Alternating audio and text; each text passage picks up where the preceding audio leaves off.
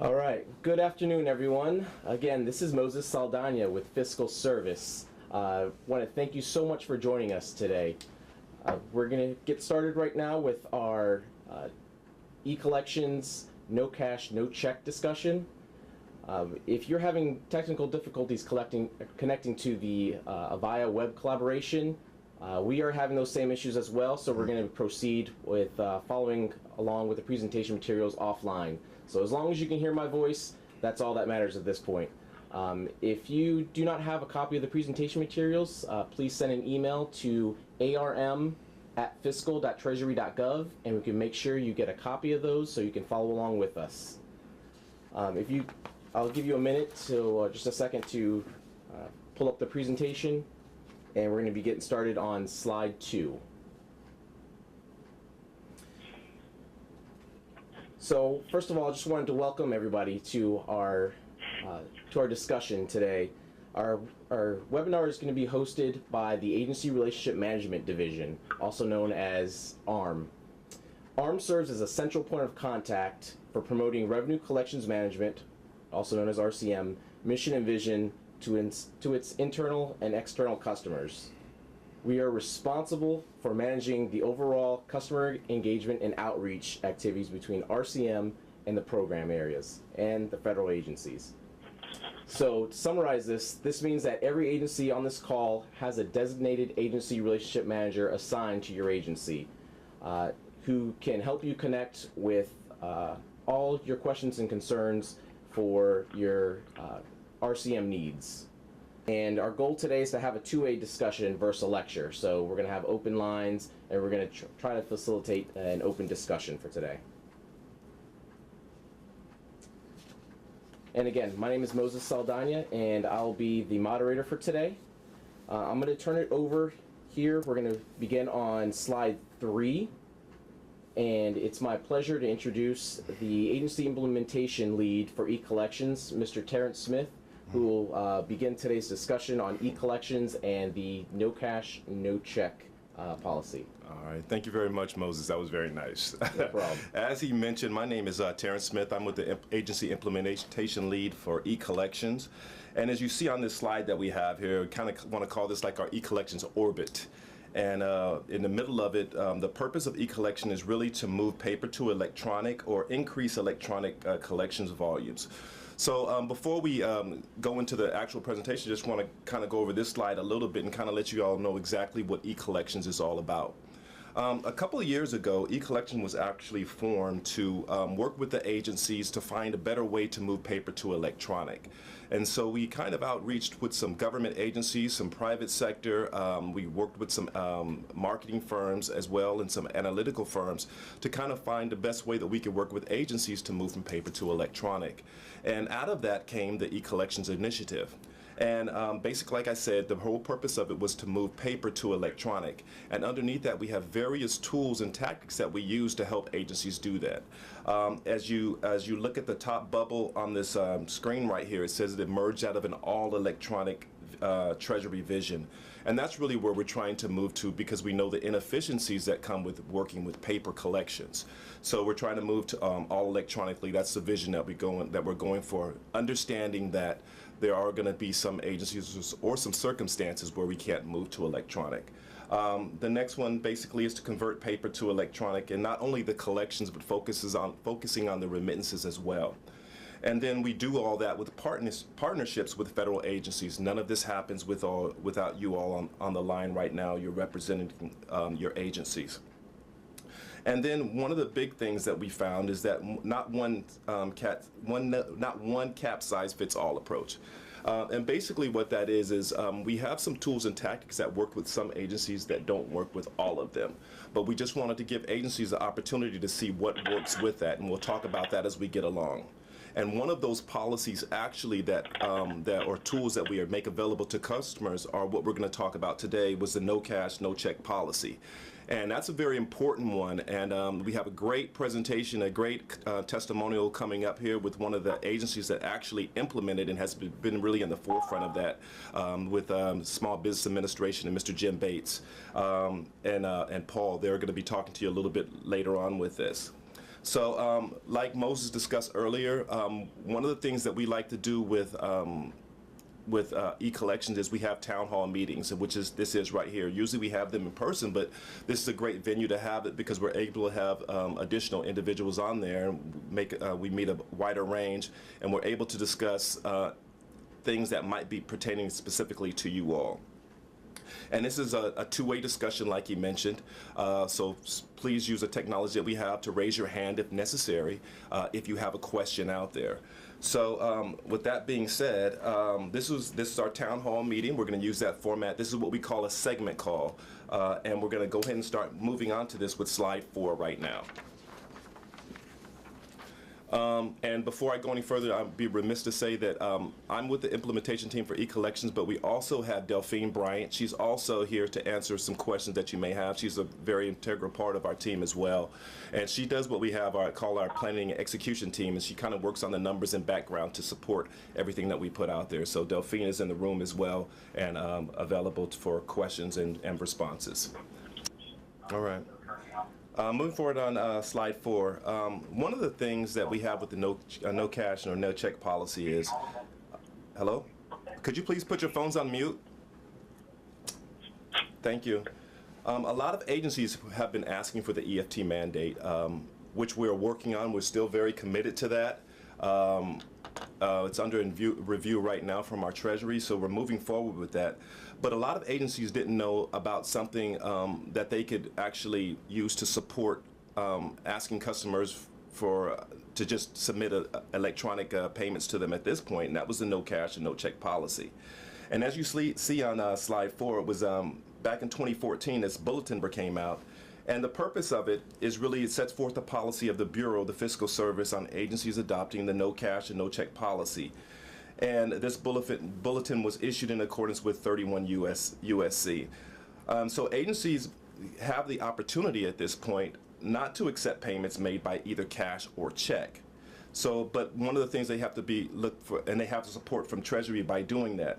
But one of the things they have to make sure that they do before that is making sure that the policy is really more beneficial to their agencies and the agency's customers if they would put them in a bad situation. And that's kind of like the whole process what we're doing with the EFT mandate.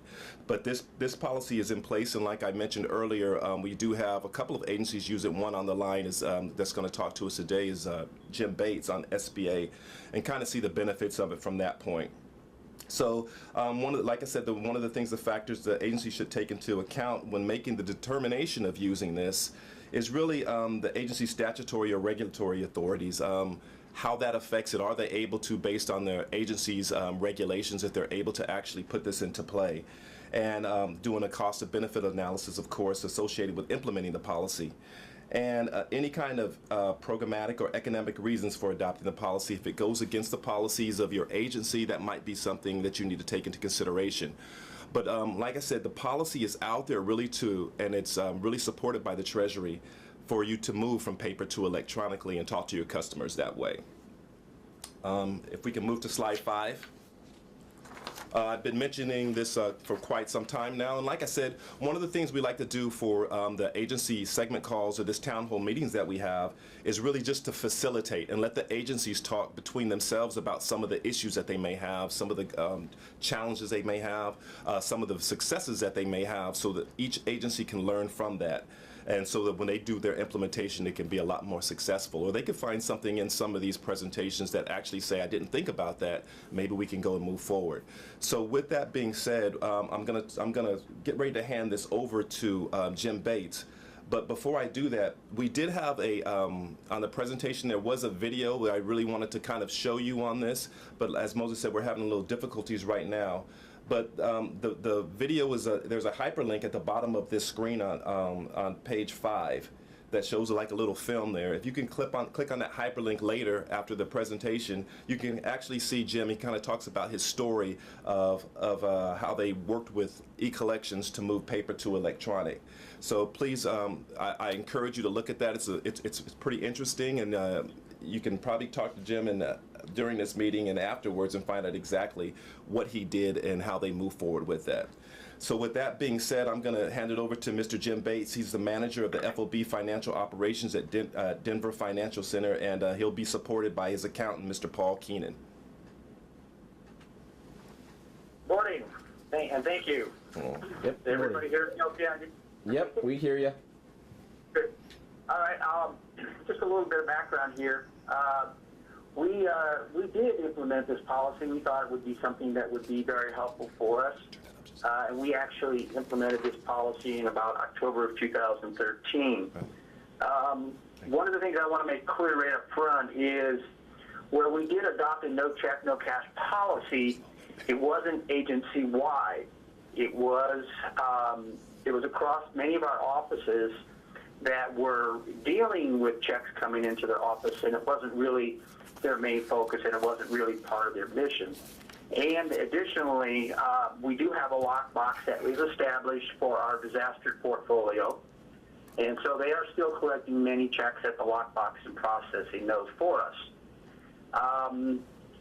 With that particular constituency, we do have some limitations about things that we can or can't do in terms of mandates on them. Congress is very sensitive to our disaster recipients, and they would never allow us to force them into a particular payment stream. However, we do have more flexibility with our other programs and our other lending partners who do lending for us. So just a real quick background about the agency. We have spread across the country about 80 offices. Most of those are district offices, and there's also 6 major service centers. And in those offices, we had about 40 of those offices in 2013 that were still processing checks locally. So in order for them to process checks, we actually have what we call a field cashiering system. So there's an actual system they go into and they record information about the check so that we can eventually post those checks and those payments to the proper accounts. Most of those offices were also depositing those checks using OTC Net. So this required that we maintain an infrastructure for both field cashiering and for OTC Net. We had to support training new users, we had to support password resets, and all of this. So there was a lot of overhead in terms of supporting that infrastructure and those payments going into those district offices. And at the end of the day, this really was not a part of their mission or their function. It had been many, many years before, but the district office had been migrated from managing portfolios to just doing lender outreach. So this really was no longer their job, but they were still getting those checks in there simply because borrowers knew they had a local office and they could send it there. Lenders needed to make payments to us. They dealt with the local office all the time. They would send the payments to them. But it was really inefficient for us to do this, and we had to support all this infrastructure. And it was really getting to be a burden for us. So one of the things we did is when we looked at this policy, we said, hey, we could take this policy and we could roll it out to those district offices that we do not think should be doing this anymore and that we want to get them out of the check business. And so in terms of implementing the policy, we looked at where we wanted to do this. We also realized that we needed to help them in this process. So we could roll out a policy, but we had to make it workable for them and work it for our borrowers and our lenders who were emitting money to them. So in addition to developing the policy, we came up with some tools for them.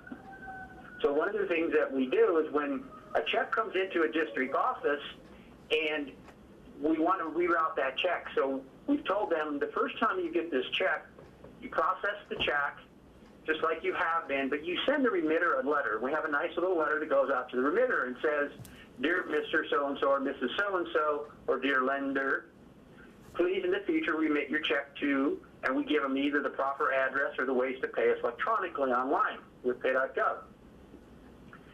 And in the future, any checks received will be returned. The second time they get a check from the same remitter, we have a nice little letter that where we talk about the same thing, and we return the check to them. And so we actually send the check back out. And those checks eventually do find their way back to us, or either through the lockbox or either properly through electronic means of initiation, which is what we really want to get to. And so that's worked pretty well for us. So in the beginning, in 2013, we had 40 offices that were getting, at that time, about 33,000 checks on an annual basis. Today, we sit here with only 20 offices, and we're down to about 14,000 checks that are coming in annually.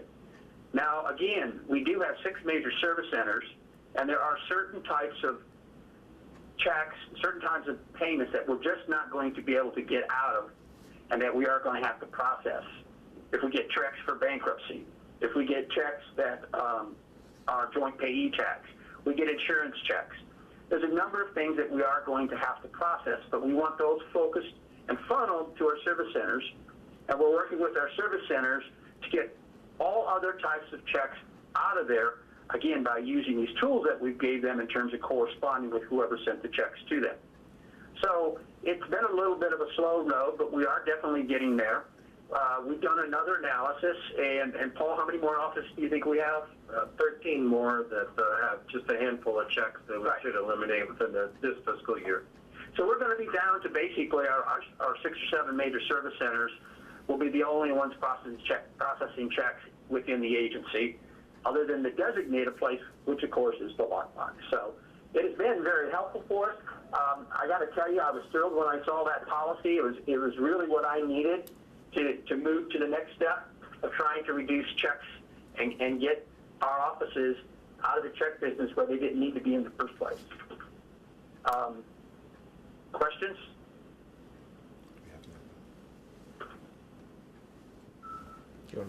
Hey, Jim, I do have a question for you. You mentioned that you had a remittance letter that you were sending out to your agencies. Do you think you could send a sample of that for us to put out there for agencies to use? Yeah, we actually have 2 letters. We have the initial letter that says we're going to process your check, but here's where you need to remit your payments in the future. And then we have the second letter that says we've received your check. You've been notified. Please, we're sending the check back to you. Please remit it here. So we'd be happy to send that to you, both of them. All right, thank you. And so we can send that to ARM, and ARM, Moses can kind of put that out there as a reply to this webinar that we have today. Yeah, so we found that to be very helpful. I had a question. So basically you are accepting checks, they're just going straight to the lockbox. Well, yes, we still have to accept checks for our disaster portfolio. It's a rather large portfolio. We have 200,000 loans in that portfolio. We use every means possible to encourage them to use other sources like pay.gov. They have so many different payment options. We could set up, pads where we're doing the pre-authorized debits. We encourage them, and we've gotten a lot of adoption on that. But at the end of the day, that particular constituency, I am not going to be able to force them to not pay me by check. So we do support that at a lockbox. Okay, thank you.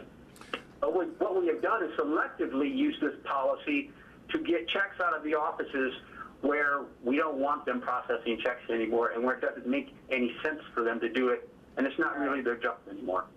Right. Yeah. Yeah, I would love to get rid of all checks. Yeah, one of the things, like I kind of mentioned or alluded to earlier with any of the tools and tactics that ECollections has, and this, of course, the no check, no cash policy is one of those, is it is a not one size fits all type of thing. So I don't know of too many simple agencies out there. You usually have a lot of complicated cash flows that come through, and some of these may not work. One tool may not work for all of your cash flows. That's why we offer some that would hope fit most of them. And if there's a certain policy, like I said, with this no cash, no check policy, it might not. There might be a cash flow or cash stream that you have that it might not apply to. So, like Jim says, it's more of a targeted type of thing of look for where you can use this that would have the most benefit, and then use the other ones that you have as well, and hopefully put all those together. We could have move all the paper to electronic, understanding that we're going to have to accept a little bit of them because of regulations, or like Jim said, bankruptcy. That's you start dwelling into really sensitive areas there that you have to accept those funds. This is Stephanie. I have another question. Do you all accept EFT collections where the debtor or customer actually sends the payment from their bank account? But not directly, no. Oh, We, Okay. I think we get them through there's some other processes and third-party billing vendors and things, we get them that way, but we do not accept them directly from individuals. Okay. Thank you. All right, thank you, Jim. Seems like we've officially transitioned over to the general discussion, and we kind of there's a lot of interest with this topic. So I'm going to go ahead and kind of scroll through our participants on our web collaboration to see who still has their hand raised, and see if you have any questions or comments about our topic at hand. The first name that I see here is Stacy Church with EPA. Yes, I have no question, thanks. Okay, no problem. All right, move on to the next person. National. Okay, that one went. Ed Ramos, do you still have a yeah. question? Yeah, when we scan the checks in, we're still getting electronic credit for that, right? You talking about through like OTCnet? Yeah. What's that question? If they still scan the checks in, are they still getting electronic credit for that, like No. through OTCnet? No, electronic, and one of the things for us is really working from if you look at that first slide that I kind of showed on there with the ECollections Orbit, electronic, we're talking about cradle to grave, so it has to be initiated. We focus on the initiated to actually get credit for the electronic. So even though it's settled through OTCnet electronically, it's when we start out, it's actually paper, so we kind of want to move away from that to actually get the electronic credit for that. Okay, so that's a change then. I'm sorry? Because the OTC, you gave us electronic credit for that in the past. Yeah, for LTC, it's not considered an electronic collection. Okay. Yeah, OTC is considered, as Terrence said, it's considered electronic settled. So ECollections, we're looking at fully electronic. So starting the way how it's initiated and also settled. So OTCnet starts off as paper, but it settles electronically. Okay. Yep. Yeah. All right. I'm gonna go through the line here, see if there's anybody else. And while he's looking for that, sir, OTCnet is one of the tools that we have with RCM, and it's a great tool because there was a need for it to be out there. Like I said, it isn't considered electronic, but it is a tool that RCM still supports because there are applications where those are in place, especially for large volumes of checks. Okay, thanks. Yeah. Okay. All right. I don't see anyone else with their hand raised. So we can open it up to anybody who wasn't able to successfully get into the web collaboration. Do we have any other questions or comments from anyone else on the line? This is Stephanie Wandick again in Oklahoma City. Another question. I had heard through the grapevine that there is some possibility that we could not accept credit card payments, but more limited to debit card payments. That would be something that the card acquiring service would have to answer for you. Okay. I haven't really heard that, but that's something maybe you can, Moses, you can get back with the card acquiring. Yeah, we can get back to you with that. As far as I know, yeah, I haven't heard anything to confirm that from our end. It's still an accepted form of payment. It's still electronic. There is, though, however, a credit card limit, though, per transaction on credit cards. Right. So that's why we encourage to offer debit, because the limit for that is much higher than the credit card limit. Okay. Yes. Is there any policy that would support allowing us only to accept debit cards versus the actual credit card? To only accept those, once again, that's that's an electronic collection. You could use that, could be part of your no cash and no check policy. That's up to the agency. But once again, you have to look at your audience that you're dealing with to make sure how it will affect them. But Okay. yeah, it's definitely supported by the no cash and no check policy. Thank you.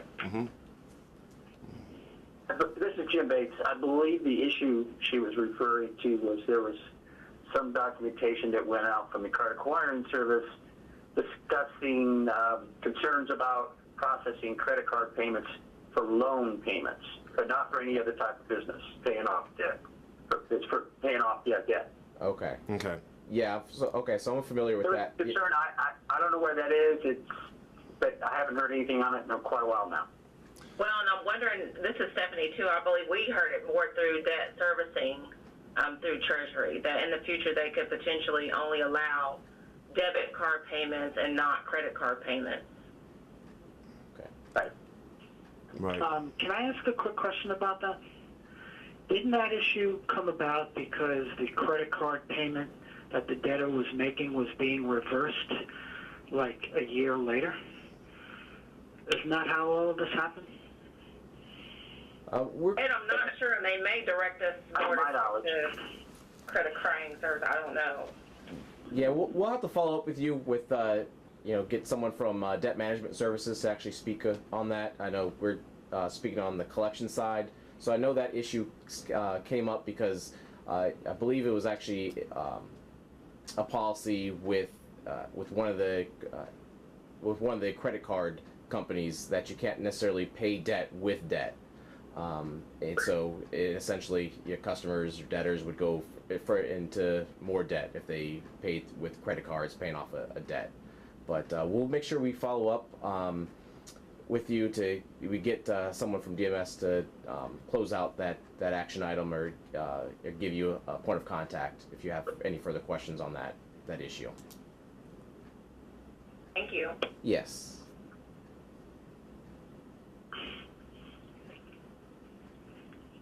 Do we have any other questions about our no cash, no check policy? I do. This is April Locklear from the Office of Natural Resources Revenue. Okay.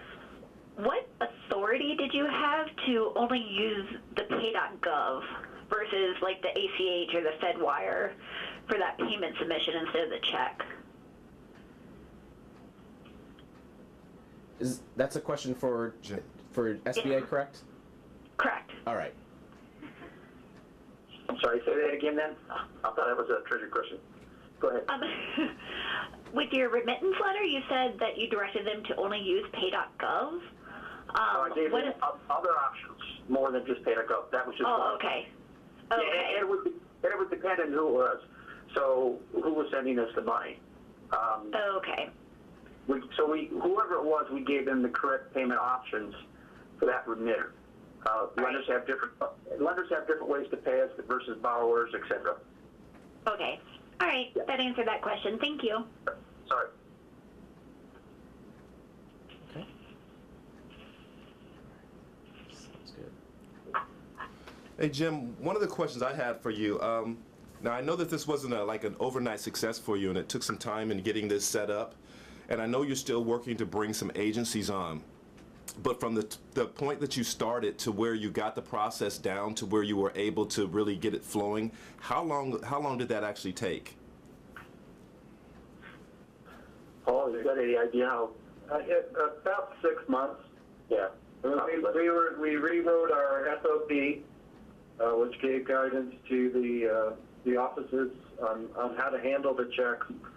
And then because we were short-staffed, it was just me working with them, so it was a slow learning process for me to learn what all the different types of checks we had out there and how to address each one of them. And once we got there, then we were able to use those successes to get the checks out of the other offices. So we kind of looked at targeting individually going to each office and implementing the process with them, going through it, explaining the letters, how to do it.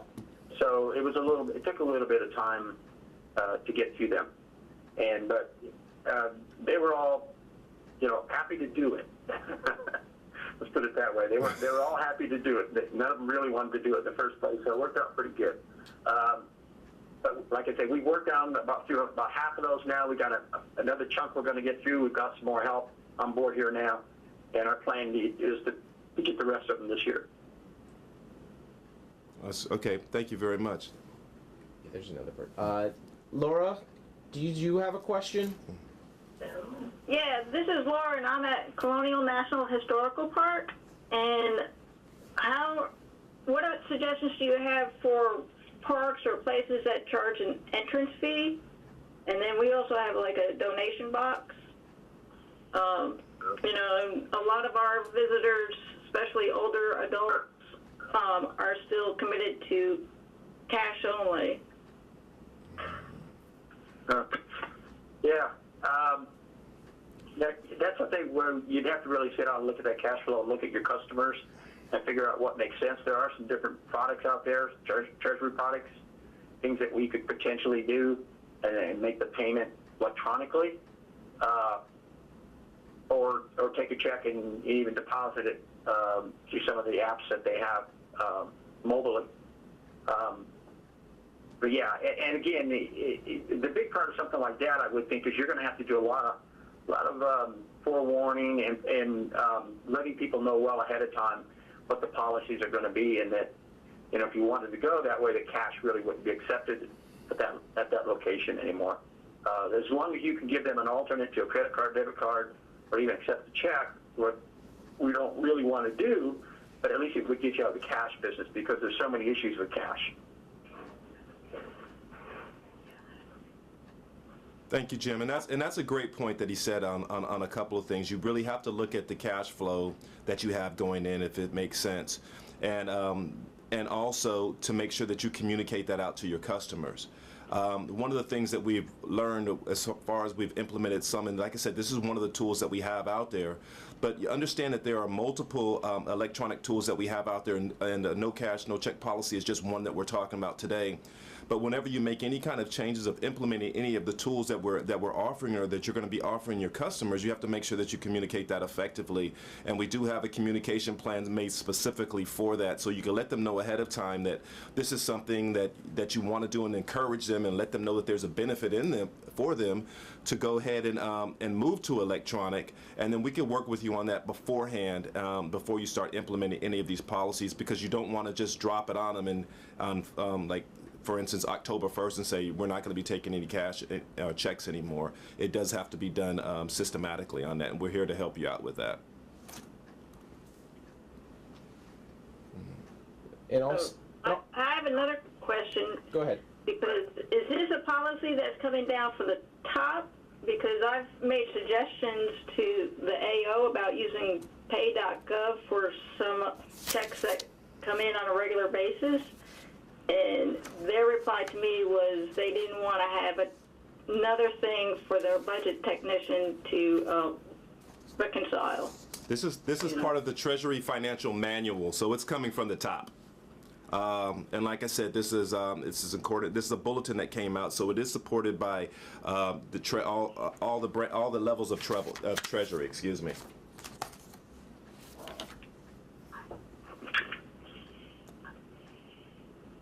Did you have any other questions, Laura? Well, I think that's it. You know, knowing that it's coming down, instead of somebody pushing from the bottom up, to use like pay.gov. I understand. That's a good question. Thank you. But it is coming from the top level of Treasury.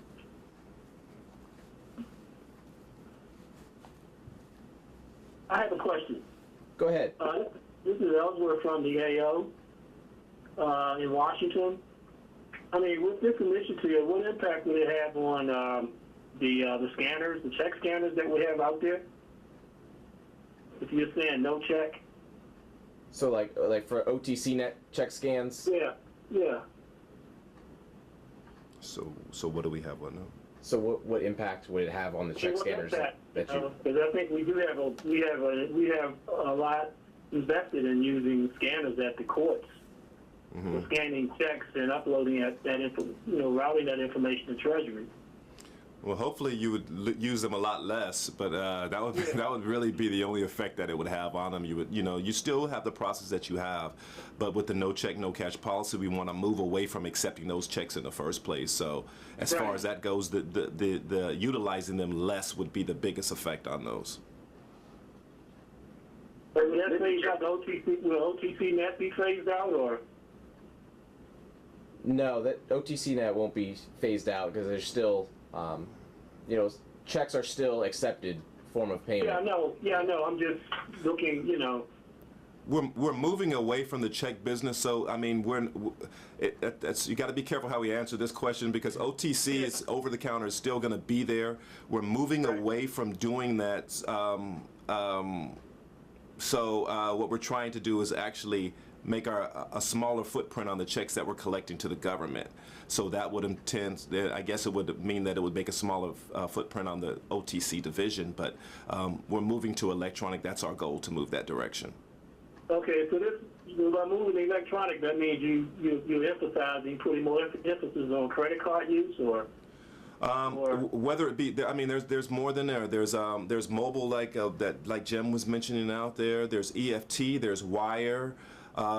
There's ACH. There's a lot of other avenues that we have out there. It's not just the credit cards. Yeah, because I know someone brought up can individuals pay by EFT, and someone said no because Treasury doesn't accept EFT directly. So that was me with Jim Bates with SBA. I would say we do not accept individual EFT directly from our borrowers. That's our policy here internally. Yeah, I know, because we don't also. We use EFT to make payments, but not accepting. So, we only technically everything you get through pay.gov is EFT. So. Yeah, right. Yeah, I see that, but I think in terms of EFT, that the payment is going to a bank and you have an account there, but with Treasury, it's not like that. I just think you just need to be careful as far as when we're looking at these to find out what your individual agency policies are as opposed to what Treasury's policies are. And like I said, EFT is one of the channels that we use to collect from government agencies. How that government agency gets those funds in is dictated by your management or your regulations to see how you can collect those funds in. Yeah, because I know appropriated funds we can't receive. That's different. Yeah. Right. Mm-hmm. Okay. I see someone from SEC has their hand raised. Yes, this is Denise Williams. I just have a general question going back to the guidance. Do you have like an estimate as to what the effective date might be? Like you're looking for sometime mid next year or something? For the EFT mandate? Yeah. That's a good question. We're working on that, and like I said, as a matter of fact, I was talking to our management last week about this, and they're still supporting that. The EFT mandate actually has to go through a pretty long process, which we've gone through it so far, from collecting the data that we have out there. We also had to do a RFM on that. So we're doing that now. We've gotten back, did all the analysis, did the cost benefit analysis, see how it would affect the public. So all that work has been done now. Now it's to the point to really we have to make a decision from Treasury and then OMB, and then actually put it out there once again to make sure that everybody is notified before we put it out there. So as far as the schedule, we're still working on it. It's maybe mid-2018, I think we're looking at for that. And that's why this policy right here is really so important, to where this is really a gateway to kind of move and get the customers understanding that when you still from no cash, no check policy, that it's going to be an easier transition for your organization at that point. So it's still supporting it. We've been working on it for a long time, but as you know, nothing in the government comes really quick, and so but we're on that path to get it done hopefully by mid 2018. Okay, thank you. Sounds good. No problem. I see that FEMA has a question. Hi, this is Lori from FEMA. I have just a couple of quick questions. So the ECP lockbox that we use and the OTC net that we have, will that the fees for that eventually be put on the agency instead of Treasury?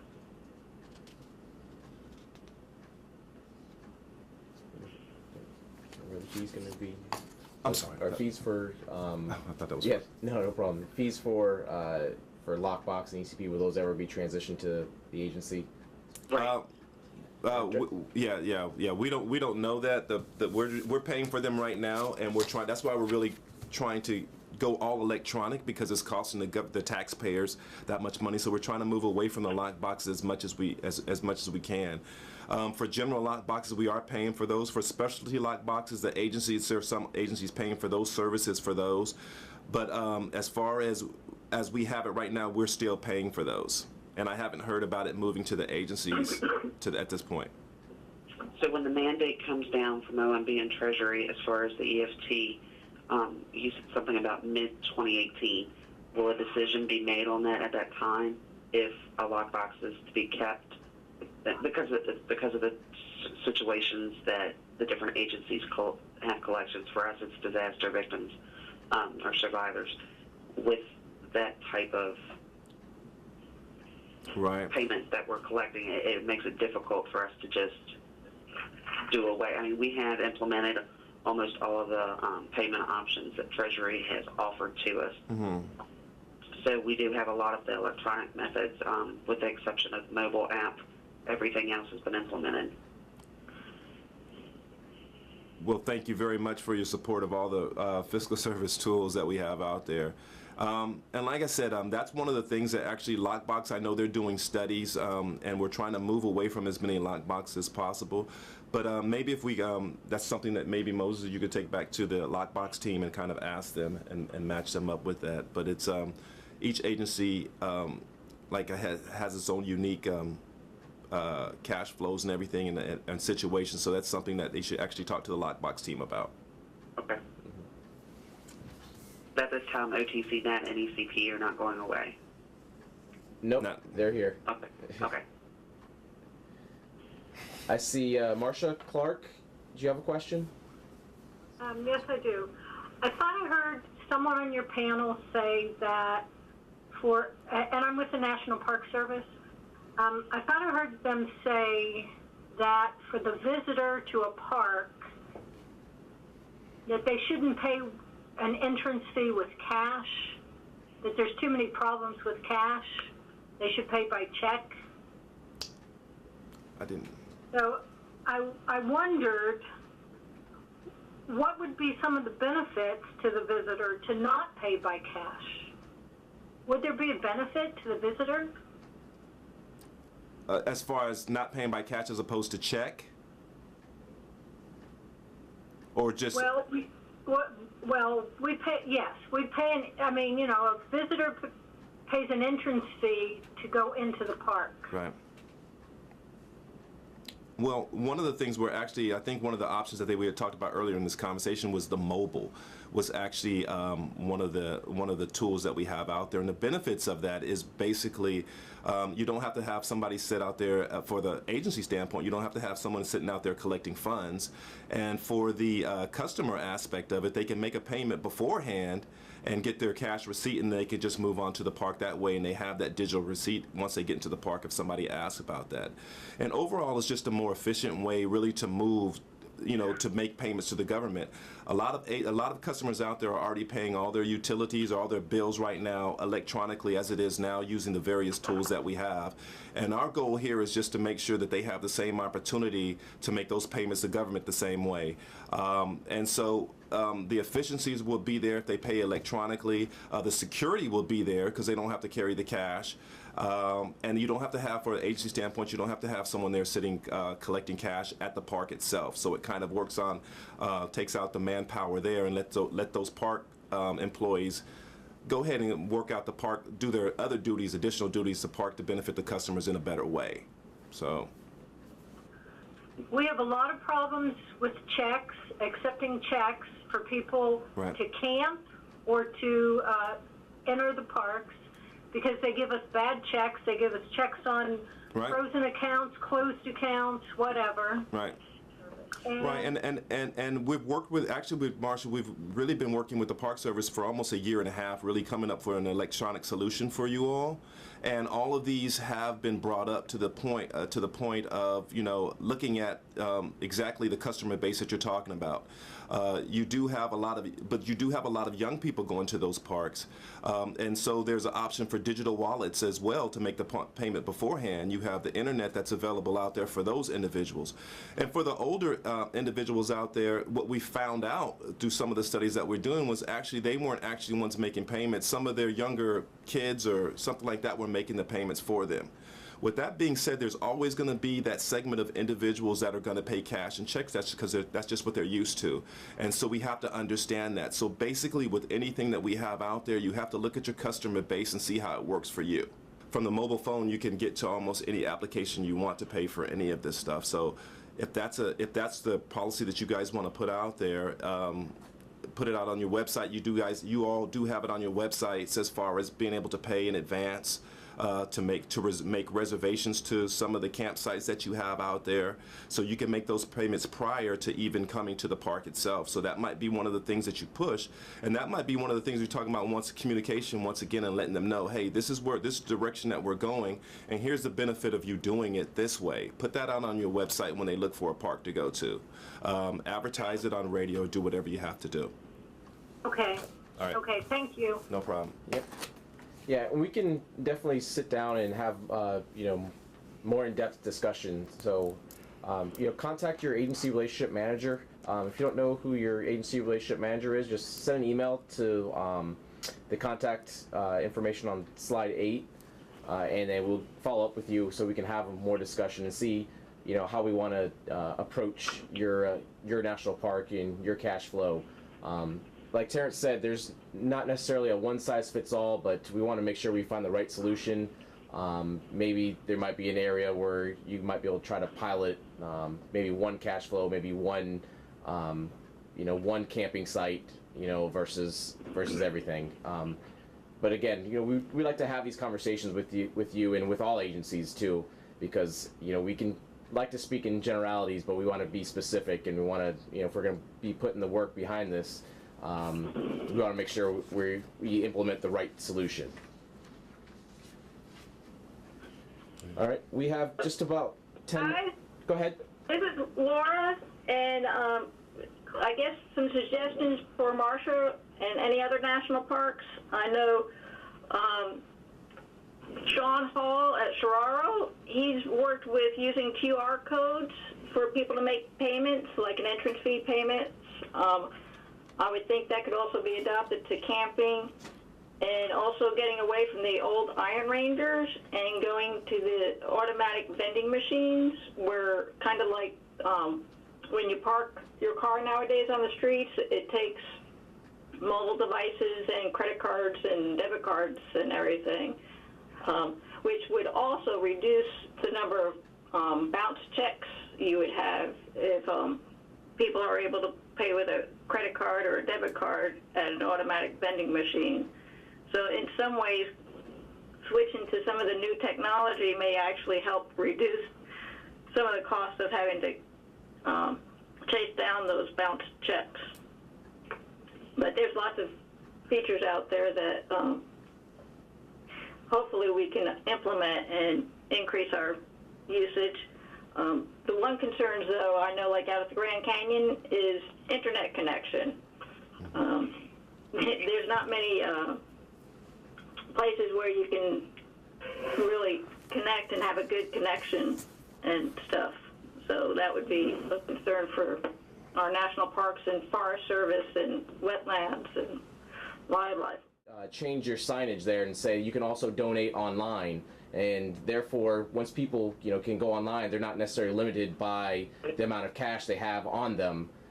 They could go online and pay through with their debit card, or now we have digital wallets like PayPal, Dawala, and those payment options as well. So think that if you just use that as an opportunity to support your electronic payment options, you could possibly see an increase in donations too as well. Yeah. Hi, Moses? Yes.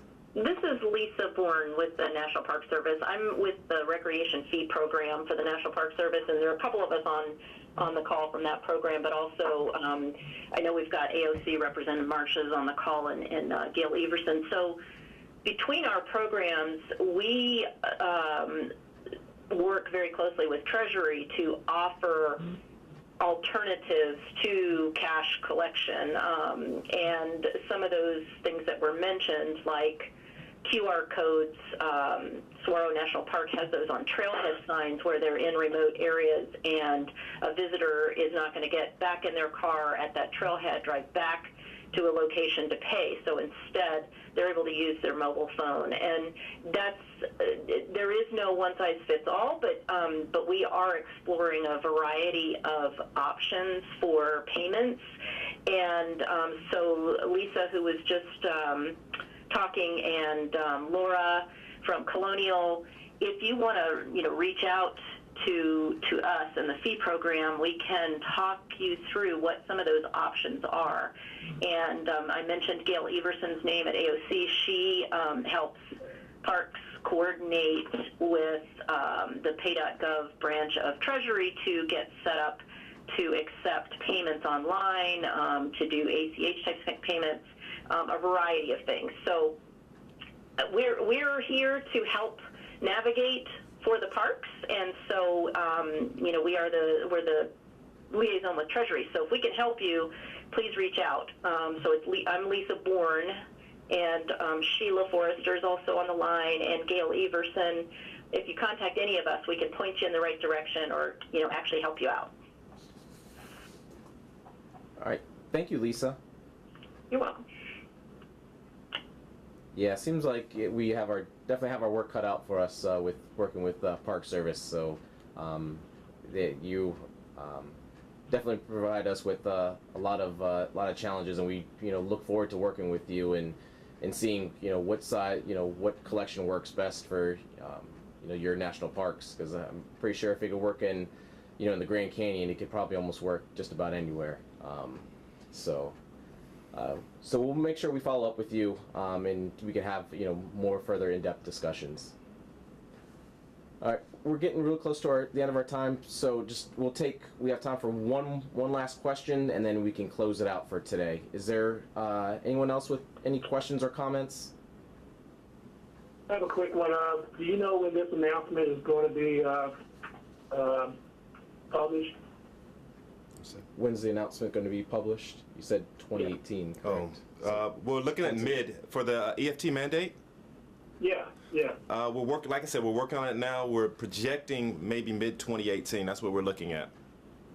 Well, when you say EFT mandate, I'm thinking in terms of reading the agency guidance. Agencies may decide not to accept payments made, so that will cover the EFT mandate. Say that last part again, sir. I'm sorry.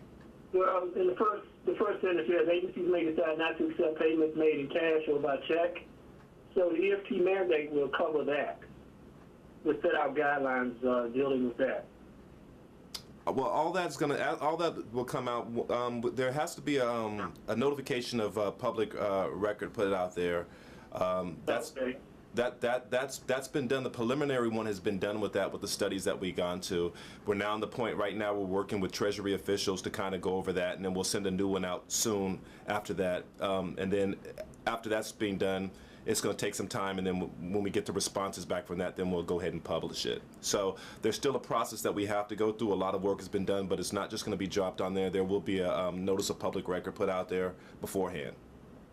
Okay, now will this announcement be similar to the mandate that you put out some time ago about EFT, or having agencies move from check to EFT? Is it going to be similar to that?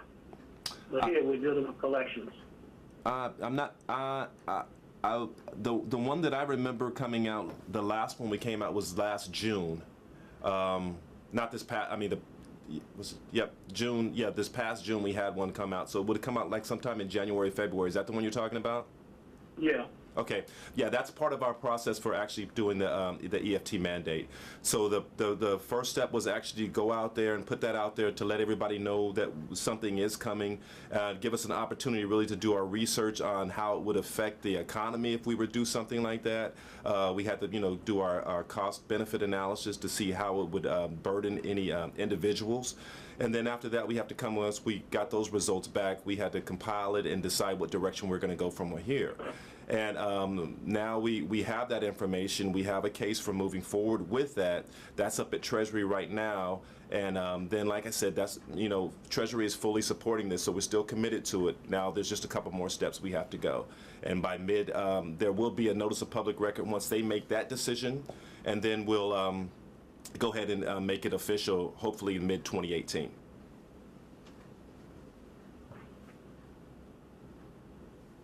Okay.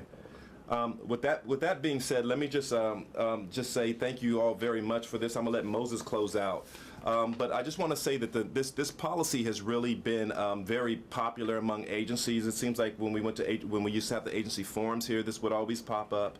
Financial management conferences, it would pop up, and Jim was always there to support us with answers on it. So I thank you for that. And even our previous webinar. So this was definitely a subject that people wanted to hear about, and your questions here really warranted that. And on this slide 7 here for this testimonial here, it kind of goes down to and kind of encapsulates everything that we kind of talked about today.